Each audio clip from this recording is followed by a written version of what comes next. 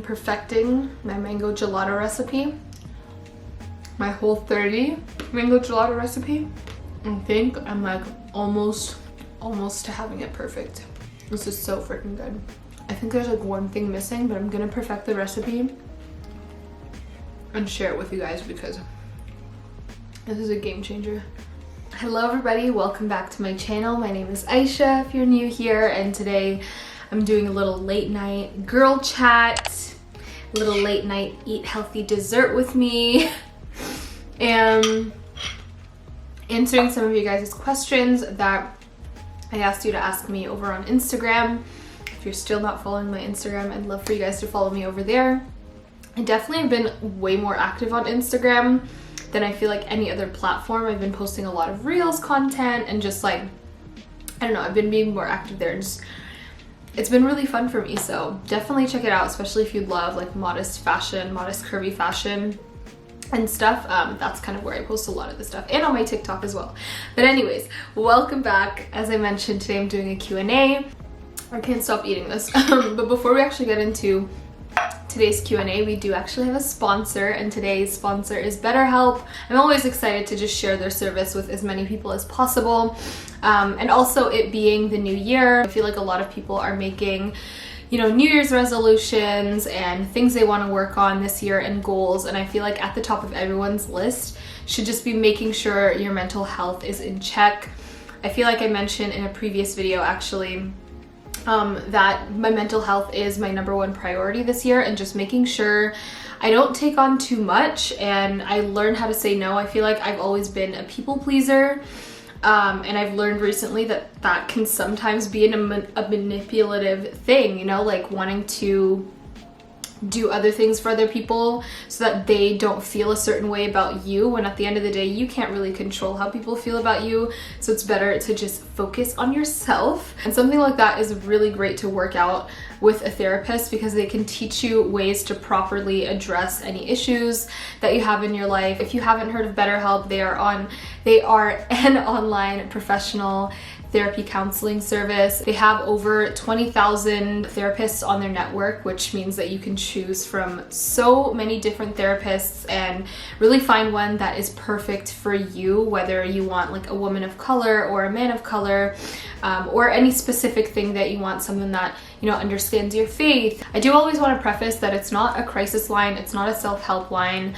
It is, you know, professional therapy done online, but basically through an online quiz, BetterHelp will assess your needs and see what therapist is going to align perfectly for you, and they'll kind of match up a therapist for you. You know, say you are landed with a therapist that isn't the perfect fit for you, there's no issue. You can totally find another therapist that works better for you. If you've personally ever tried to find a therapist in your local area, you probably know how difficult it can be, and then how like inaccessible it can be sometimes as well, which is why I love BetterHelp, because it's done securely online, it's available worldwide, and you can usually start chatting with your therapist like in under 48 hours from the time that you actually sign up. You can also log into your account literally anytime and message your therapist, and they will usually get back to you in like under 24 hours.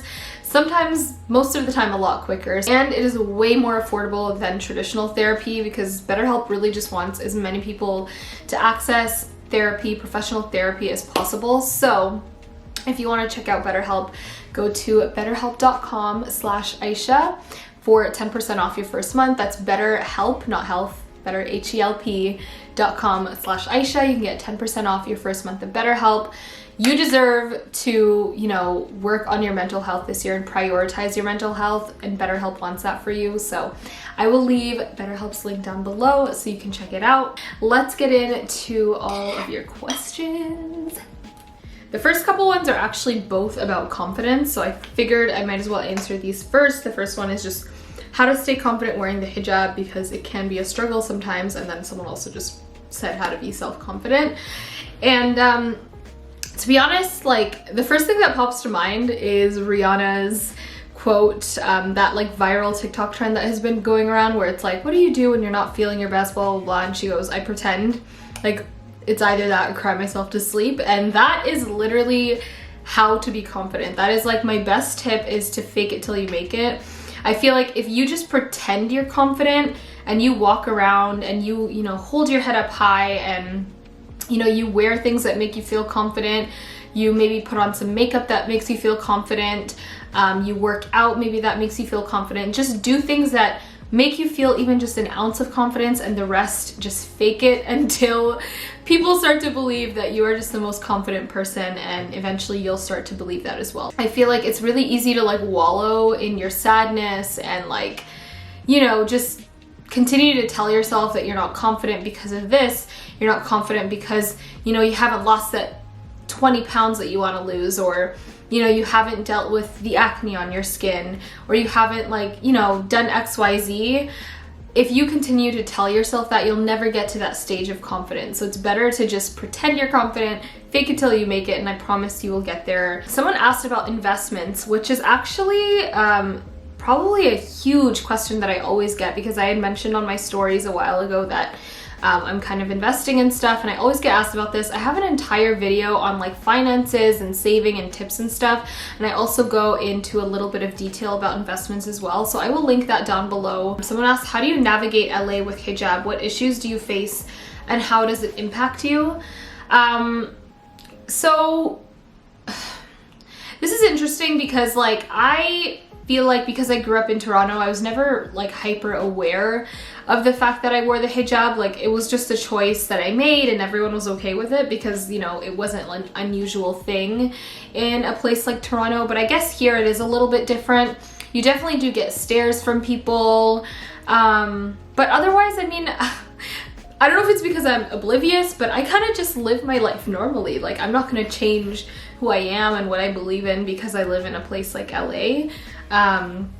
So personally, I haven't had any real issues, but that could just be me being oblivious, so I don't know. Tips for a fresh graduate.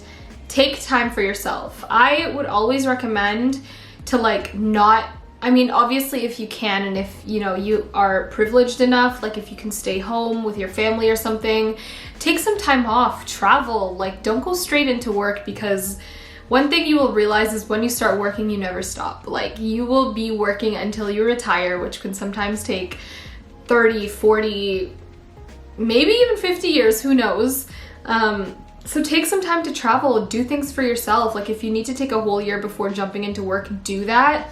It doesn't mean you don't have to like apply for jobs or lock in jobs, but you can find a job and usually ask if like, you know, they're willing to hire you a year later or 4 months later or whatever it is. Just be flexible with that and give yourself time, because you just went through 18 years of school and, you know, that was your whole career, and now you're jumping into another lifespan of work. I just feel like everyone needs a break. So that's my biggest tip. Just take a freaking break and give yourself a break. Someone said, how do I take care of down there? I'm 20 years old trying to take good health of my body. I feel like this is a great question because this is so like not talked about, I feel like, in our Muslim community. And taking care of down there isn't much that the girl needs down there. You know, like you don't really need to have any special feminine washes, although they are nice to have. But water and just keeping yourself clean and sanitary at all times is all you really need. You don't want to like douche or do anything up there to like ruin the pH balance of yourself. You can definitely trim around that area to make sure it's nice and clean. It's not harboring any bacteria or holding on to a weird smell or anything. I would also recommend making sure you know, have enough water and you're taking your vitamins and having enough nutrients, because everything is affected in your body, including over there. So if you're smelling any funky smells or whatever, that could very well be because of your diet as well. Also cleanliness, but I would also recommend to go to the gynecologist. I feel like this isn't talked about enough in the Muslim community, but everyone needs to be checked. You know, go in for a pap smear. It's not, you don't have to wait until like after marriage, which is like usually what happens, which I totally understand. But you know, if you're not married up until your 30s, you know, there's many different things like cervical cancer. There's things that could just be like in there that you don't know about. It's always better to be safe than sorry. So definitely book a routine check and make sure you're following up on your, you know, feminine hygiene and your health down there as well. What are questions I should ask a potential husband, brackets arranged marriage? So I've never been in a position of like, you know, having an arranged marriage or anything like that, but there definitely are questions that I feel like any woman should be comfortable enough to ask a man, especially if she's looking at him to be her husband or potential husband.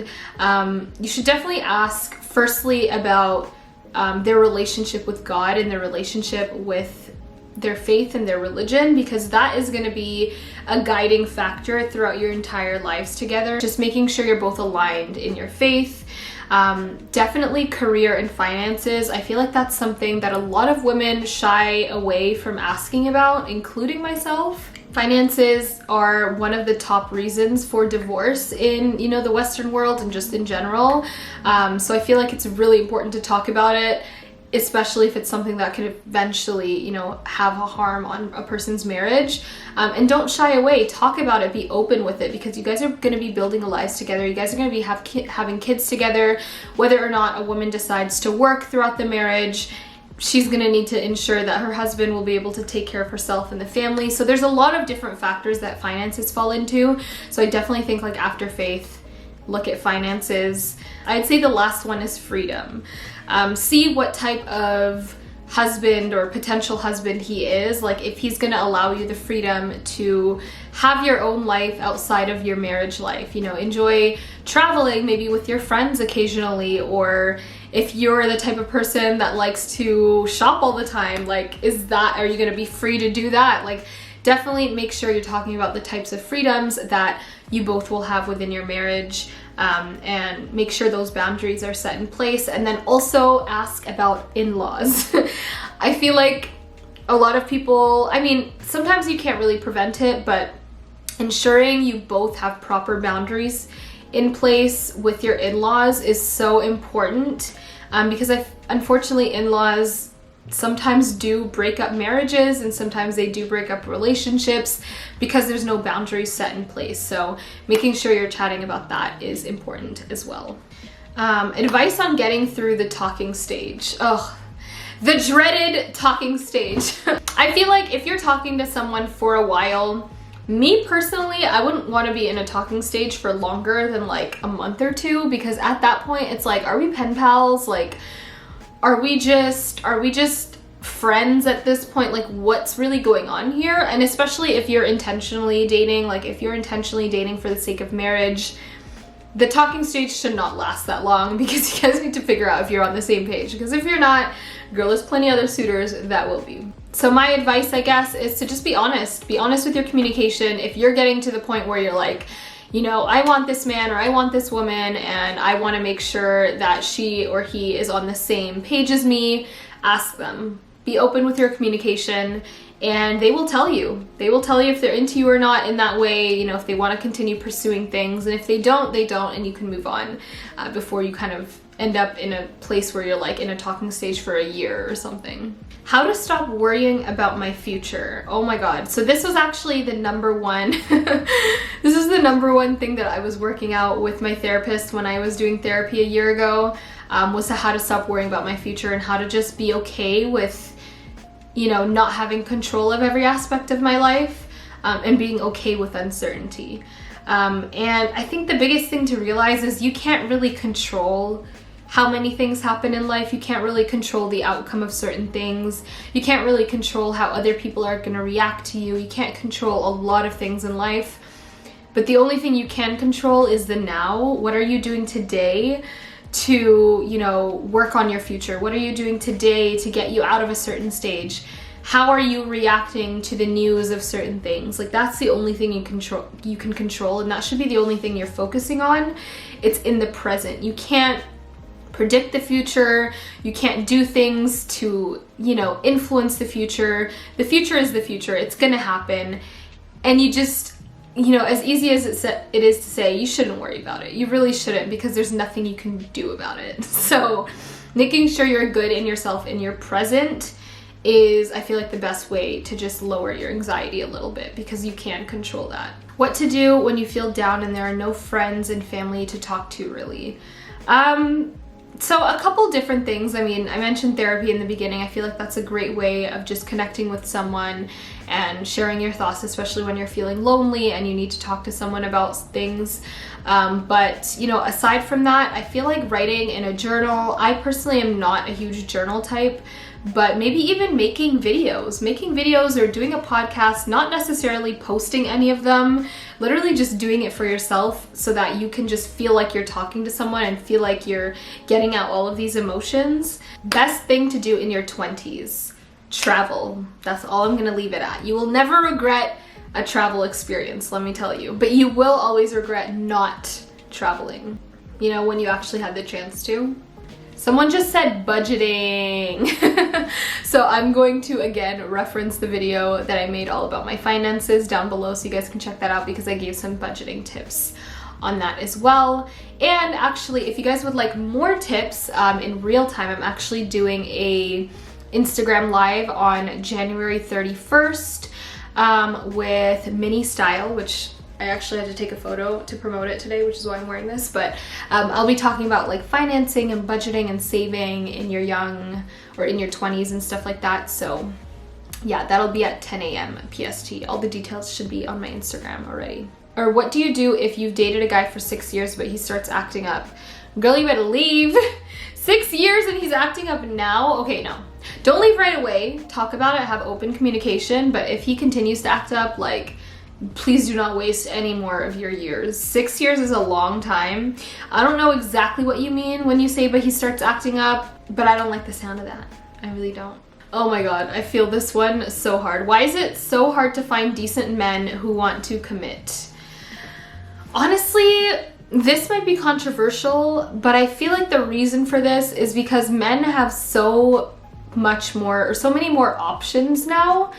And unfortunately, the nature of a lot of men is they like to browse around. They like to see what's available. And it's like, in the past, there wasn't social media. You would go to, you know, coffee shops, you'd go to libraries, you go to class and like meet other people that way. And there would be like a limited amount of people that you can meet, you know? Maybe if you traveled or did something, you can meet people outside of your personal bubble. But like now, all they have to do is scroll on social media, go on TikTok, and there are hundreds and thousands and millions of women to look through. So I feel like their commitment issues are like on an all-time high, which is like so unfortunate. So I don't know the reason, honestly. I really don't, but I feel like that might be something that has to do with it. Let me know your thoughts on that one as well. Someone said red flags with friends. For me, I feel like the biggest red flag is when a friend is just not happy for you. When you notice a friend is like showing other people a lot more support than you, and maybe you guys were really close at one point, whatever it is, but you notice a shift in that. I just feel like, you know, if you have a friend, if you have someone you love, you're going to continue to support them.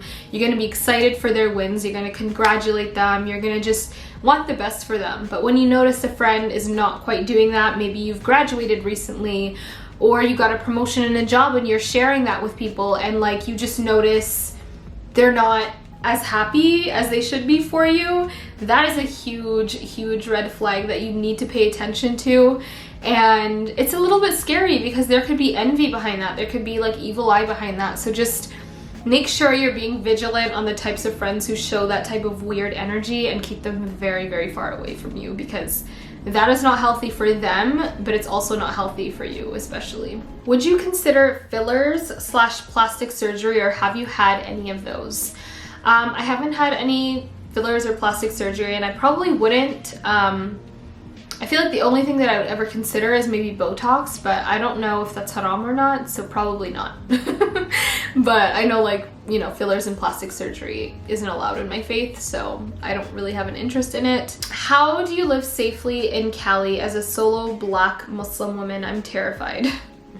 And she also asked how to deal with guilt from moving out of your parents' home and leaving them behind. Okay. I'm gonna actually answer that one first, because that is so freaking hard. Like, dealing with, oh, I don't want to get emotional. This question is gonna make me emotional, so I'm just gonna say it very quickly. But there are many times in my life that I feel very guilty for not living, you know, with my parents and moving out. Oh, I feel like a lot of it has to do with like immigrant daughter, first generation guilt, like just feeling like you're not there for your family anymore. Oh my god, why am I crying? Why y'all asking me questions that make me cry? It's not fair. Thankfully, I don't have to really deal with it because I have a really supportive family and they love that I am like following my dreams and, you know, building this life for myself. They understand it and they love visiting me, so I'm very grateful in that sense, but it definitely is very hard. There are many times that I feel guilty about it and continue to, which is why I try to see them as often as possible or have them come see me. But yeah, it's hard. I feel like I can make a whole video on that, and I feel like that might actually be interesting to do with a couple other of my friends that live away from their family, because it's not easy. It really isn't. But how do I live safely in Cali as a solo Black Muslim woman? So this past year, 2021, was the first year in my life that I had ever lived alone in a city that was not my hometown, not with roommates, like completely alone.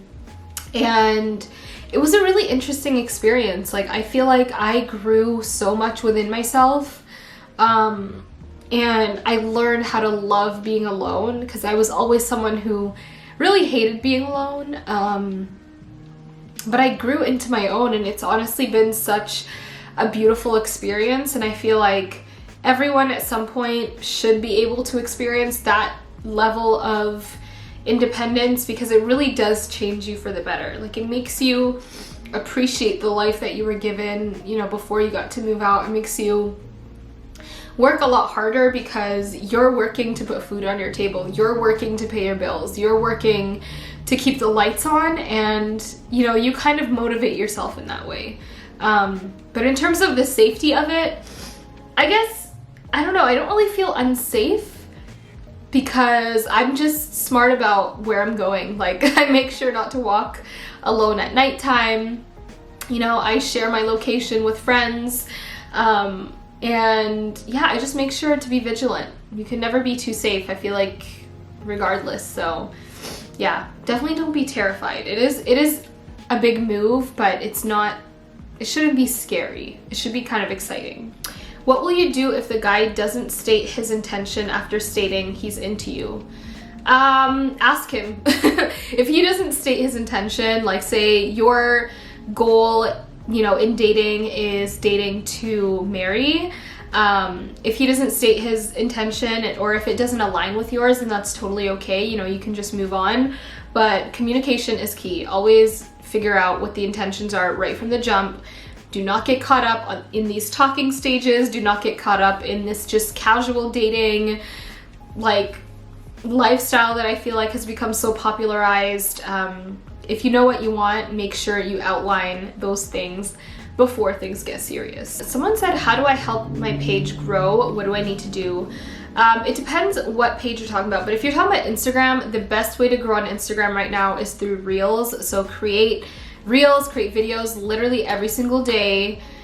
Use the popular sounds, do something you love, whether that's fashion, whether that's food, whether it's makeup, regardless of whatever it is, just make sure you're using all those popular sounds. You know, play with all the trends that are going around, look on TikTok and see what's popular at the moment and bring that onto Instagram. I feel like that's the best way to grow right now, and it's something that I've realized myself, because anytime I post a picture now, the engagement is like absolute shit on Instagram, but anytime I post a Reels on Instagram, the engagement is through the roof. So you just kind of have to figure out that game plan, and once you do, girl, you will grow. And consistency. Consistency is always key. Okay, these once a week posts is a no-go anymore. You need to be posting all the time. How do you find the motivation to do work from home and sit in front of your computer all day? I mean, I have deadlines, and unfortunately I have to meet them a lot of the time. So sometimes the motivation is just like from that, like making sure that I hit those deadlines and I'm not, you know, being too late on a lot of my brand deals and stuff, and just videos and whatnot. But also I'm not in front of the computer all the time. Like, I would say about 2 times a week I'm usually like in front of the computer all day, but otherwise I'm usually filming, I'm creating content, I'm out, you know, sourcing products or whatever for different pieces of content. I'm out at meetings or traveling. So there's a lot of moving parts that go into what I do. And I've shared them many times on my channel through like my day in the life and stuff like that. So if you guys would like to see, you're more than welcome. Someone said, what is the #1 product you would recommend from Biossance? The lactic acid. Their squalane plus lactic acid will forever be my #1 product. It just transforms your skin overnight and it is incredible. So if that's the one product you want to try from Biossance, then let it be the lactic acid. Advice on how to love again. How to love yourself and others after heartbreak. I actually have an entire video on this, which is, I believe it's called like Things I Learned Through Heartbreak. I forget the exact name, but anyways, I will link it below so you guys can check. It's like lessons that I learned. Yeah, I share lessons that I learned and lessons that I got through my heartbreak. So if you guys want to check that out, then I will leave that below. But I think advice on how to love again is just to realize that some people are in your life for a lesson and some people are in there for the long haul, and that is okay. It's okay. And realizing that everything that happens in this life, while we do have choices, in the end it is written. And we have to be okay with whatever the outcome is. And although it can be hard sometimes, it's just, you know, the healthiest thing to do is to just accept them for what they are, appreciate the moments for what they were, and move on from that. And also just forgive yourself. Forgive yourself for, you know, the times that you were depressed after a heartbreak, and forgive yourself for maybe not being the best version of yourself in that relationship, and forgiving yourself for pushing away your friends, you know, in the midst of your depression and heartbreak. And just, in the end, you just have to realize that life moves on. Whether you get over the heartbreak or not, life will move on, and so will you. How to build a solid group of friends post-grad. A lot harder than I thought it would be. Dear Lord, do I know this. It is hard building a solid group of friends, and I think one thing that I realized and that I prioritized last year and I continue to prioritize now is that you have to make time for your friends. It can be really easy, especially through the pandemic. I mean, I feel like everyone became a homebody. I became a homebody, and it was so much easier to cancel plans and to be like, oh, I'm not really feeling it today, or I have this or I have that to do. But making time for your friends is so important, because your friends are going to be the support system in your life. You know, through whatever happens in your life, they're going to be there for you. So making sure that you're there for them in the everyday, whether you're traveling with them or going to lunches with them or literally just hanging out on the couch together, spending quality time with them will go a long way. So if there's someone that you want to be friends with, just invite them out to coffee. Take them out on a date. Like, date your friends. Literally date your friends because it is really fun. It's fun dressing up for brunch. It's fun dressing up to go to dinner at night. Like, it's a great experience, and I feel like it's the best experience that you can have in your young 20s and after graduation and all of that. Okay, I'm gonna end on these 2 last questions because this video is already getting super long, but #1 says, how do I start earning from influencing? How long does it take? And how important is it having an aesthetic on social media, especially with content? So in terms of earning from influencing, I feel like, and things I've seen on TikTok recently, you really don't have to have a large following on your socials anymore to start earning from, you know, influencing. I personally, it took me like 5 years, and I didn't get my first brand deal until I had like thousands and thousands and thousands of followers. But it's not the case anymore. I mean, people with 10K followers and under are making almost 6 figures a year on Instagram alone, or on TikTok alone. So it's definitely possible. It's just making sure that you create quality content. It really is, I mean, I was gonna say quality over quantity, but I feel like you have to have quality and quantity in order to make money from influencing and stuff. But just making sure whatever content you make is something you're proud of, you're putting your all into, you know, you continue to be motivated to create that content, and you're offering a service to people that, you know, they may not be able to find anywhere else. So, you know, maybe there's hundreds of thousands of people doing makeup, but you do makeup a certain way, or you have something to offer to these brands that no one else does. When that is the case, then you have a specific criteria that brands are looking for, and they will pay you for that. So, you know, it could take a couple weeks, it could take a couple years, but just making sure that you provide quality content, consistent content, and things that you are proud of and that a brand will be willing to invest in. And then how important is it having an aesthetic on social media?